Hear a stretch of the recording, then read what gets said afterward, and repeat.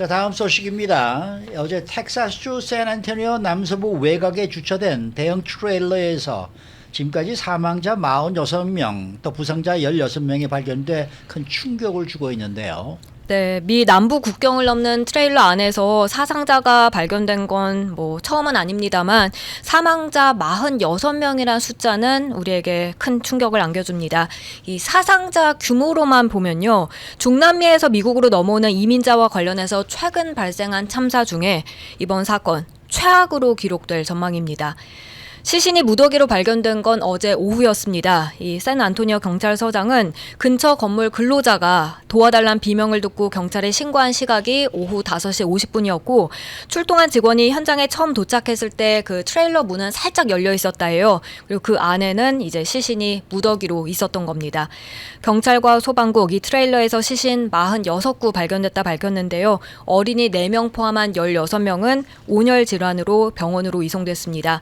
당시 소방서장이 이들 몸에 손대기가 정말 어려울 정도로 뜨거웠고 탈수 상태였다고 전했습니다. 어제 이곳 샌안토니오의 낮 기온은요 90도를 넘어서 거의 100도에 육박했습니다.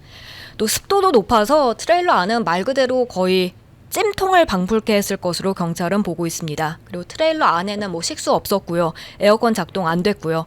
미 국토안보부는 이 사상자들이 미국으로 밀입국하려던 이주자로 추정된다면서 현재 정확한 신원 그리고 사건 경위를 조사하고 있습니다. 네. 이번 참사는 왜 잊을만 하면 반복되는 일과 거의 연관돼 있고 또 비슷한 그런 모습이다라는 생각이 들거든요. 네네. 불과 5년 전에도 비슷한 형태로 이런 일이 일어난 적이 있습니다. 그렇죠. 2017년 7월 샌안토니오에서 멕시코와 과테말라 출신 불법 이민자 무려 90여 명이 탄 트레일러에서 10명이 숨졌습니다. 당시 사망자들은 냉방 장치가 고장나서 오븐처럼 달궈졌던 그 차 안에서 물이나 음식 전혀 먹지 못했고 질식, 호흡 곤란, 뇌 손상을 입은 것으로 나타났습니다.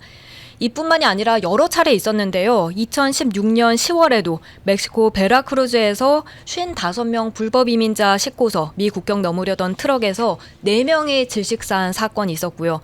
2012년엔 20명 이상 불법 이민자 태운 픽업 트럭이 나무 2그루를 들이받아서 당시 15명이 사망했습니다.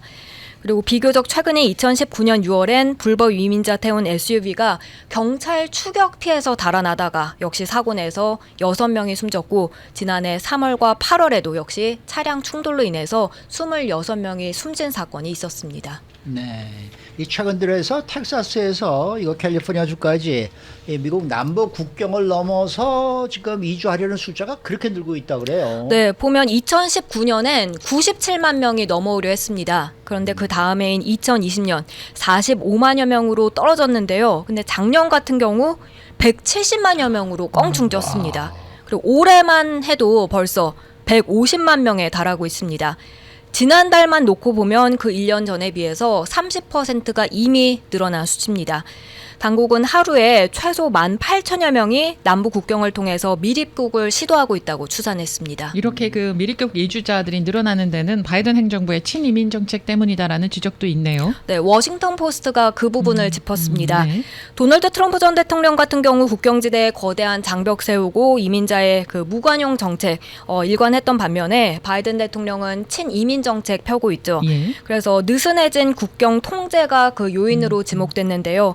장벽 건설 중단하고 이민자의 상대적 그 포용 입장을 밝힌 바이든 대통령 취임이 이런 밀입국 증가에 영향을 미쳤다. 이렇게 신문은 분석하고 있습니다. 네, 수고 많으셨습니다. 고맙습니다. 박현경 기자였습니다.